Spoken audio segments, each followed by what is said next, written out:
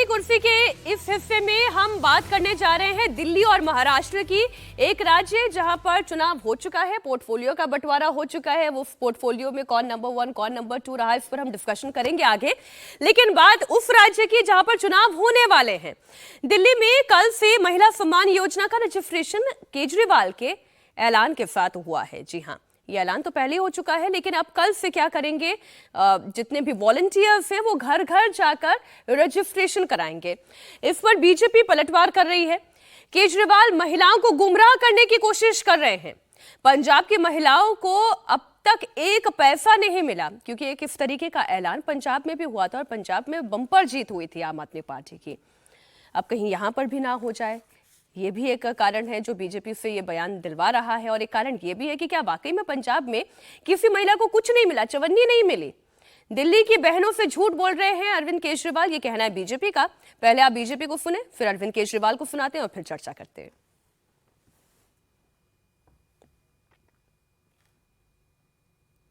कि पंजाब में भी 2021-22 में इन्होंने यही योजना, इस प्रकार की योजना की घोषणा पंजाब में करी थी कि ये पंजाब की महिलाओं के खाते में पैसे देंगे। आज तक हम 2024 के अंत में आ गए, दिसंबर आ गया है, 1 रुपया पंजाब की बहनों के खाते में अभी तक नहीं आया है। मैं पूछना चाहती हूं माननीय केजरीवाल जी से कि क्या महिला सम्मान केवल आपके लिए एक चुनावी जुमला है? कि दिल्ली की महिलाओं को गुमराह मत करिए।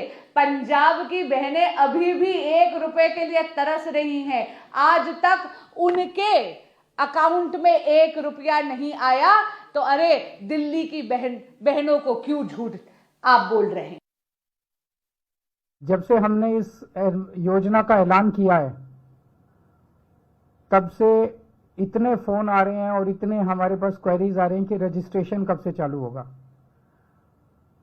तो आज मैं ऐलान करना चाहता हूं कि रजिस्ट्रेशन कल से चालू हो रहा है। आपको कहीं लाइन लगाने की जरूरत नहीं है, आपको अपना टाइम खराब करने की जरूरत नहीं है। हम आपके घर आएंगे। हर इलाके में हमने ढेरों टीम, हजारों टीम पूरी दिल्ली के अंदर बनाई है आम आदमी पार्टी ने। हमारी टीम्स आपके घर आएंगी और आपके घर में जितनी भी महिलाएं हैं, उन सभी महिलाओं का रजिस्ट्रेशन करके आपको एक कार्ड दिया जाएगा, रजिस्ट्रेशन कार्ड। वो कार्ड आप लोग संभाल के रखना।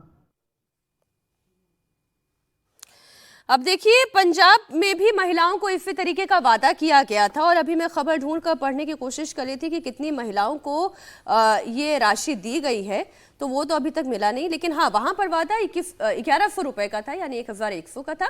यहाँ पर 2100 का, यानी 1000 रुपए बढ़ा दिया गया है। दिल्ली में महिलाओं के लिए ये वादा है।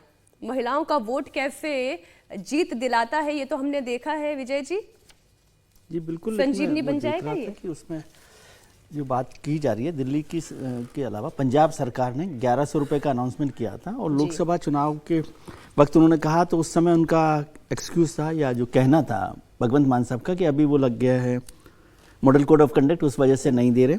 और अभी भी नहीं दिया गया क्योंकि उनको 12,000 करोड़ रुपए का फंड चाहिए उसके लिए, और वो उनके पास नहीं है। तो फंड के डिले की वजह से अभी तक वो पैसा नहीं दिया जा रहा है। ये एक मतलब फैक्ट के तौर पे मैं बता रहा हूँ, जो खबर पंजाब सरकार को लेकर लगी हुई है, जिसमें कहा गया कि 1100 रुपए महिलाओं को देना था हर महीने का, उसके लिए 12, और उसके साथ साथ इलेक्ट्रिसिटी की सब्सिडी का था। तो पैसा तो होता है ना, राजकीय कोष कहाँ से आता है? पैसा जो सरकार के पास आता है बार बार। देखिए, दिल्ली पंजाब में क्या फर्क है? केजरीवाल साहब बड़े सफाई से, करीने से बात करते हैं ना, तो वो कहते हैं देखिए दिल्ली में हमने सारी योजनाएं कर दी, लेकिन कोई घाटा सरकार को नहीं हुआ। एक तो वो बदल गया क्योंकि अब दिल्ली सरकार भी घाटे के बजट के साथ चल रही है, लेकिन दिल्ली की आबादी कम है और वहां जो जीएसटी और जो पैसा आता है कलेक्शन, टैक्स कलेक्शन दिल्ली सरकार का, वो बहुत ज्यादा है। इसलिए किसी और राज्य से उसको तुलना करना ठीक नहीं है। इसलिए केजरीवाल साहब दिल्ली की तो बात करते हैं, पंजाब की बात नहीं करते, क्योंकि पंजाब में वो टैक्स कलेक्शन उस तरह से नहीं है जो दिल्ली में है। तो यहाँ पर फिर वही बात आ रही है कि पंजाब की बात को पूरा नहीं किया गया, इसलिए भारतीय जनता पार्टी इस बात को कर रही है। लेकिन यहाँ दिल्ली में मुझे वो बात भी याद आ रही है कि कुछ दिनों पहले जब ये सरकार थी, लोकसभा चुनाव जब हो रहे थे, तो कांग्रेस ने भी फॉर्म भरवाए थे महिलाओं से, और उसके बाद बहुत सारी महिलाएं भी उनके घर पहुंच गई थी। तो अब फॉर्म क्यों भरवा रहे? फॉर्म भरवाने का फायदा क्या है आम आदमी पार्टी को? कि एक तो आप सीधा वोटर के पास पहुंच रहे हो, और जब आप फॉर्म भरवाते हो तो आदमी को लगता है कि भाई ये साइन करवा लिया, रजिस्टर करवा लिया, तो इसका मतलब मिलेगा ही, एश्योरेंस जैसा हो जाता है। और एक कनेक्ट भी डायरेक्ट। इसका सबसे बड़ा उदाहरण छत्तीसगढ़ है, जहां भारतीय जनता पार्टी ने महतारी योजना तो उसमें भी फॉर्म भरवाए थे, और फॉर्म भरवाए थे।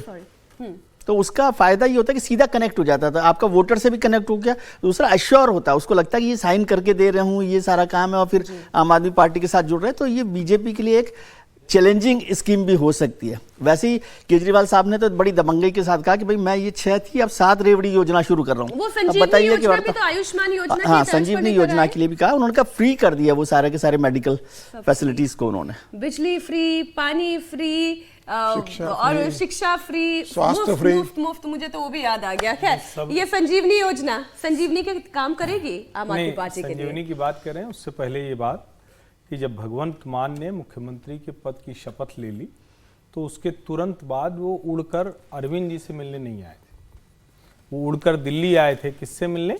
प्रधानमंत्री नरेंद्र मोदी से, और कहा कि भैया 1 लाख करोड़ दे देते तो बड़ी कृपा हो जाती, इतना घाटा है। तो अब प्रधानमंत्री जी ने तो नहीं पूछा होगा, लेकिन मुझे जरूर उम्मीद है कि जो सो कॉल्ड निष्पक्ष पत्रकार हैं उन्होंने खबर चलाई होगी, विश्लेषण भी अपने चैनलों पर किया होगा कि कैसे क्या क्या था, जो वादे किए गए थे, जिसको उस वक्त नवजोत सिंह सिद्धू ने कहा था कि अगर भगवंत मान सरकार में आ जाएं और अपनी योजनाओं को लागू कर दें तो राज्य सरकार के कुल बजट का 2 गुना उस पर खर्च होगा।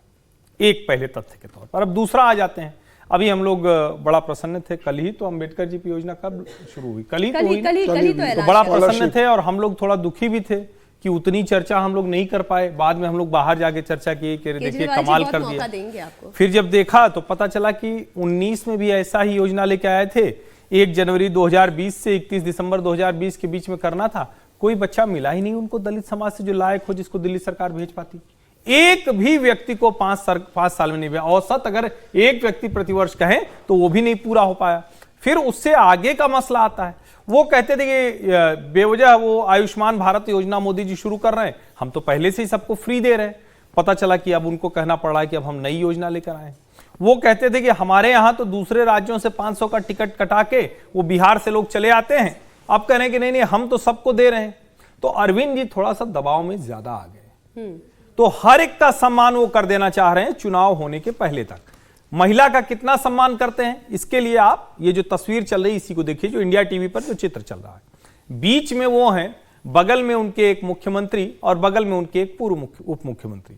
होना तो ये चाहिए था कि आतिशी बीच में होती और ये दोनों भाई साहब लोग अगल बगल होते, लेकिन महिला का इतना अपमान करना है कि उसको कुर्सी पर बिठाया है तो ऐसे कह के बैठाया है कि देखो तुम बैठी तो हो, लेकिन हम जब आएंगे तो एकदम तुरंत नहीं। लेकिन ये केजरीवाल जी ने थोड़ी ना कहा, आतिशी तो खुद ही कैसे उनके आंख से आंसू निकल रहे थे, कैसे उन्होंने कुर्सी छोड़ दी, ये भी तो हमने देखा है। संविधान की जब हम बात करते हैं, और मैं बार बार कहता हूं कि बाबा साहब आम्बेडकर को भगवान मत बनाइए, वो राष्ट्र नायक हैं, जैसे दीनदयाल उपाध्याय हैं, जैसे श्यामा प्रसाद मुखर्जी हैं, जैसे जवाहरलाल नेहरू हैं, उनसे पहले के और जो लोग थे, इन नेताओं की अभी की बात कर लेते हैं, जैसे अटल बिहारी वाजपेयी हैं, जैसे जो भी नेता इस तरह के हैं।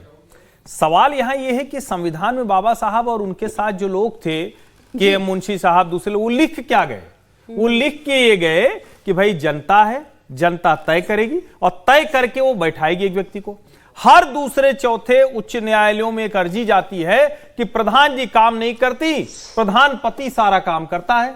अब यहां तो ये भी नहीं मसला है कि सुनीता केजरीवाल जी होती तो लोग कहते कि पति हैं इस नाते से वो सारा अधिकार छीन ले रहे हैं। अरविंद केजरीवाल हैं कौन?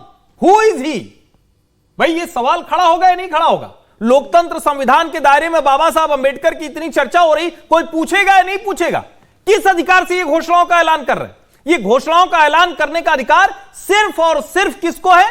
आतिशी को है, जो मुख्यमंत्री हैं। लेकिन ये दिखा रहा है कि महिलाओं का अपमान करना ये इनकी नियत में शामिल है, और इसीलिए नियत भी दिख रही है ना। आम आदमी पार्टी के संयोजक पार्टी क्या होती है? पार्टी क्या होती है? पार्टी क्या किसी जगह एडमिनिस्ट्रेशन कर सकती है क्या? वो संयोजक हो, कहेंगे डीएम ये करेगा, कैबिनेट सेक्रेटरी, चीफ सेक्रेटरी कह सकते हैं क्या? वो नहीं कह सकते। कहीं उनकी कोई सील होती है क्या? शासन का जो इकबाल होता है, जिस मुहर से चलता है, वो मुहर है क्या अरविंद केजरीवाल के पास? राष्ट्रीय संयोजक आम आदमी पार्टी। अरे भाई हो तुम कौन? ऐसे कोई एक और पार्टी बना लो, कहे कि हम राष्ट्रीय संयोजक हैं। ऐसे नहीं चलता है देश। संविधान का, बाबा साहब का जिस तरह से मखौल उड़ा रहे हैं, ये शर्मनाक है। और महिला सम्मान योजना सामने दिख रही कि कितना सम्मान वो महिलाओं का करते हैं। पैसा जाएगा कि नहीं जाएगा ये तो पंजाब ने बता दिया है, लेकिन सम्मान कितना करते हैं वो ये चित्र बता रहा है। चलिए बात महाराष्ट्र की कर लेते हैं। महाराष्ट्र में महायुति की सरकार के मंत्रियों की शपथ के बाद 7 दिन के बाद उनके विभागों का बंटवारा हो गया है। मुख्यमंत्री देवेंद्र फडणवीस ने गृह मंत्रालय, विधि, न्याय, सामान्य प्रशासन, सूचना और प्रचार विभाग अपने पास रखा है, तो इसमें तो कोई कहने वाली बात ही नहीं है कि नंबर 1 वही है। जबकि डिप्टी सीएम एकनाथ शिंदे जो चाह रहे थे कि गृह मंत्रालय उन्हें मिल जाए, उन्हें गृह मंत्रालय नहीं दिया गया है, लेकिन शहरी विकास, आवास, सार्वजनिक निर्माण की जिम्मेदारी उनके खाते में गई है। इसके अलावा अजीत पवार को वित्त के साथ राज्य उत्पाद शुल्क मंत्रालय दिया गया है। फडणवीस सरकार में चंद्रशेखर बावनकुले को राजस्व मंत्री, चंद्रकांत पाटिल को उच्च एवं तकनीकी शिक्षा मंत्री, पहली बार मंत्री बने नितेश राणे को मछली एवं बंदरगाह मंत्री बनाया गया है। साथ ही पंकजा मुंडे को पर्यावरण, अशोक उइके को आदिवासी विकास मंत्री और शिवेंद्र राज भोसले को लोक निर्माण विभाग दिया गया है। बहुत सारे लिस्ट है, वो लिस्ट आप पढ़ते चले जाइएगा, हम लगातार आपके सामने रख रहे हैं और जल्दी से इस पर चर्चा कर लेते हैं। नंबर 1 कौन है समीर जी? इसमें तो कोई दो राय थी ही नहीं, पहले दिन से नहीं थे। देवेंद्र फडणवीस नंबर 1 थे, हैं, दिख रहे हैं। लेकिन नंबर 2 को लेकर बात थी, एकनाथ शिंदे और अजीत पवार, किसकी ज्यादा चली है? देखिए, इसमें भी कोई दो राय नहीं थी। एकनाथ शिंदे नंबर 2 रहेंगे और 2 थे। शपथ ग्रहण जो हुआ था, जब तीनों का हुआ था, सेकंड नंबर पर एकनाथ शिंदे ने शपथ ग्रहण किया था और यह तय था कि वो सेकंड नंबर पर आएंगे। अजीत पवार इस बात को जानते थे कि भाई मेरे पास वित्त मंत्रालय रहना चाहिए, वो वित्त मंत्रालय मेरे पास रहेगा, और वो उनको मिला है। अगर पूरा पोर्टफोलियो अगर आप देखेंगे, जब 15 दिसंबर को जब 33 कैबिनेट और 6, आपको ये बोलना चाहिए नंबर 2 पर 2 ही है, और वैसे भी 2 है, उनको वित्त चाहिए था, उन्हें वित्त मिल गया। बिल्कुल। जैसे अगर आप देखेंगे 15 दिसंबर को कि 33 कैबिनेट और 6 राज्य मंत्री, टोटल 39 मिनिस्टर्स ने शपथ ग्रहण हुआ था, और 1 मुख्यमंत्री और 2 उप मुख्यमंत्री मिला के 42 हुआ। अभी 1 सीट खाली है वहां पर, सबको बताने के लिए कि भाई किसी का भी लॉटरी वहां लग सकती है, तो 1 सीट उन्होंने खाली रखी है। 6 दिनों बाद विभागों का बंटवारा हुआ है। एकनाथ शिंदे चाहते थे कि गृह मंत्रालय उनके पास रहे, लेकिन जिस तरीके से उनको केंद्रीय नेतृत्व ने समझा दिया, देवेंद्र फडणवीस ने बहुत स्पष्ट कर दिया था कि गृह मंत्रालय आपके पास नहीं रहेगा, यह सीएम के पास रहेगा। लेकिन उसके बाद जो विभाग का बंटवारा अगर आप देखेंगे कि भारतीय जनता पार्टी के 19 मंत्री है, एकनाथ शिंदे के 11 है और अजित पवार के 9 मंत्री है। अगर टोटल मंत्रालय विस्तार आप देखेंगे, जो विभाग बटे हैं, तो एकनाथ शिंदे ने अच्छे मंत्रालय अपने पास और अपने मंत्रियों के पास रखे हैं, इसमें कोई दो राय नहीं है। देखिए, उनके पास खुद के पास 3 बड़े मंत्रालय आ गए। उनके पास अर्बन डेवलपमेंट आ गया है, उनके पास अगर आप देखेंगे तो उनके पास हाउसिंग आ गया है, और उनके पास पीडब्ल्यूडी आ गया है। तो अर्बन डेवलपमेंट के साथ उनको एमएमआरडीसी, एमएसआरडीसी और सिडको भी उनको मिल गया है, जो बेसिकली सबसे बड़े विभाग माने जाते हैं, वो भी उनको पास चले गए, दे दिए गए उनको पास। तो एक बड़ा विभाग उनके खुद के पास आ गया है। इसके अलावा अगर आप देखेंगे तो उनके जो दूसरे मंत्री है, उद्योग मंत्रालय उनके पास गया, फैमिली हेल्थ एंड वेलफेयर का उनके पास मंत्रालय चला गया है, तो स्कूल एजुकेशन उनके पास उन्होंने लिया है, उद्योग उनके पास गया सामंत के पास। हालांकि रेवेन्यू भारतीय जनता पार्टी ने अपने पास रखा है। पिछली बार यह विखे पाटिल के पास था, जब देवेंद्र फडणवीस 2014 से 2019 थे। इस बार यह प्रदेश अध्यक्ष चंद्रकांत बावनकुले को दिया गया है रेवेन्यू मिनिस्टर। अजित पवार के पास एग्रीकल्चर गया है, फाइनेंस गया है। लेकिन अगर एमओएस मंत्रियों की अगर बात करेंगे जिन्होंने एमओएस दिया है, तो उसमें भी एकनाथ शिंदे ने अपने सारे एमओएस को बड़े विभाग में बनाया है। वित्त में एकनाथ शिंदे के आशीष जायसवाल वित्त मंत्री बन गए हैं। दूसरे एकनाथ शिंदे के अर्बन होम मिनिस्ट्री अर्बन में बन गए हैं। तीसरे रूरल में बन गए हैं। तीसरे जो एमओएस बने वो रेवेन्यू में बन गए। तो जो बड़े पोर्टफोलियो, जैसे महाराष्ट्र में अगर 4 माने जाते हैं, जिसमें आता है होम, आता है फाइनेंस, आता है अर्बन डेवलपमेंट और रेवेन्यू आता है, तो 4 में से 2 बड़े विभाग भारतीय जनता पार्टी के पास आ गए, रेवेन्यू और गृह मंत्रालय।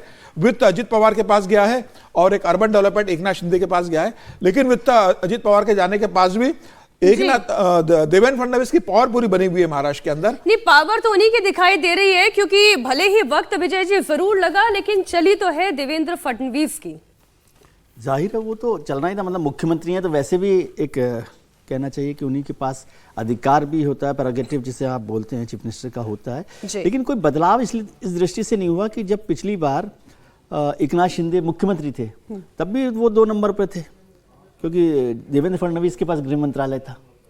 बिल्कुल ठीक बात है। गृह मंत्रालय को हम सरकार की दृष्टि से यदि नंबर 1 मंत्रालय मानते हैं तो पहले भी उन्हीं के पास तो शिंदे साहब के उसमें कोई बदलाव नहीं हुआ। वो मुख्यमंत्री रहकर भी 2 नंबर पर थे, आज उप मुख्यमंत्री रहकर भी 2 नंबर पर हैं। ठीक है। और देवेंद्र फडणवीस साहब जब उप मुख्यमंत्री थे तब भी एक नंबर के थे, क्योंकि गृह मंत्रालय जो सरकार चलाता है, जो रुआब जिसका सरकार में होता है, वो उनके पास था।